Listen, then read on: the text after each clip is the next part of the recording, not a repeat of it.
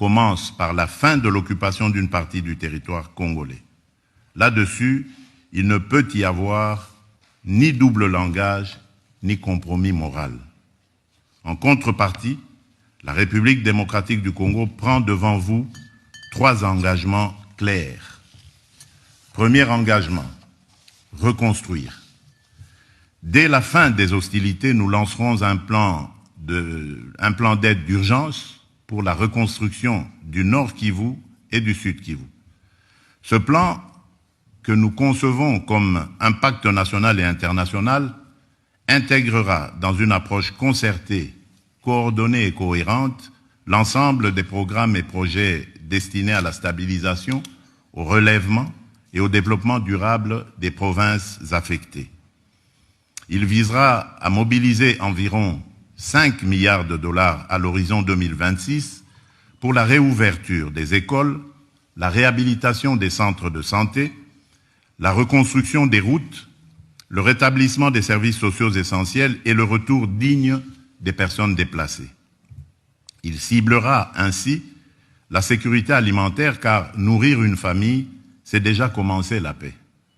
Ce plan sera coordonné, unifié et transparent. Aucun territoire ne sera abandonné, aucune communauté ne sera laissée en marge. Deuxième engagement, protéger les plus vulnérables et responsabiliser les auteurs.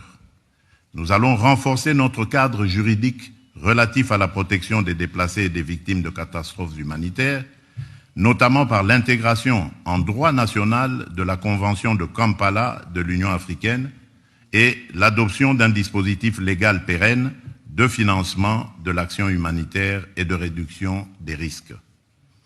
Dans cette perspective, une loi sur le financement de l'action humanitaire et de la gestion des risques de catastrophe sera prochainement adoptée afin de doter le gouvernement de mécanismes pérennes de financement conformément au cadre de Sendai 2015-2030 pour la réduction des risques de catastrophe et aux engagements pris lors du sommet humanitaire mondial d'Istanbul en 2016.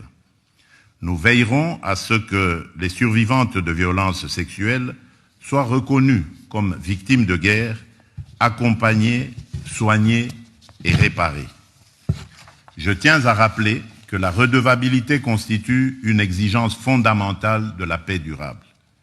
Les administrations parallèles instaurées par l'AFC M23, les violations graves des droits humains et les atteintes aux civils ne resteront pas impunies. Des poursuites seront engagées dans le respect du droit international contre tous ceux qui se rendent coupables de crimes à l'encontre du peuple congolais.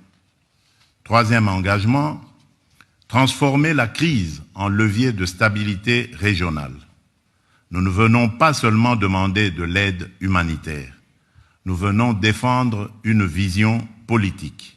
La paix durable dans les Grands Lacs ne sera possible que si la région choisit l'intégration économique et la prospérité partagée plutôt que le pillage et la prédation.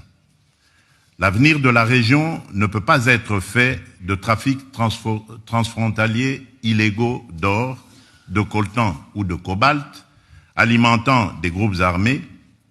Il doit être fait de coopération économique formelle, d'infrastructures interconnectées, d'industrialisation locale, de valeur ajoutée créée sur le continent et d'opportunités offertes à la jeunesse. C'est cela, la paix durable. La sécurité est nécessaire à la prospérité. Mais la prospérité, elle aussi, est une condition de la sécurité. Mesdames et messieurs,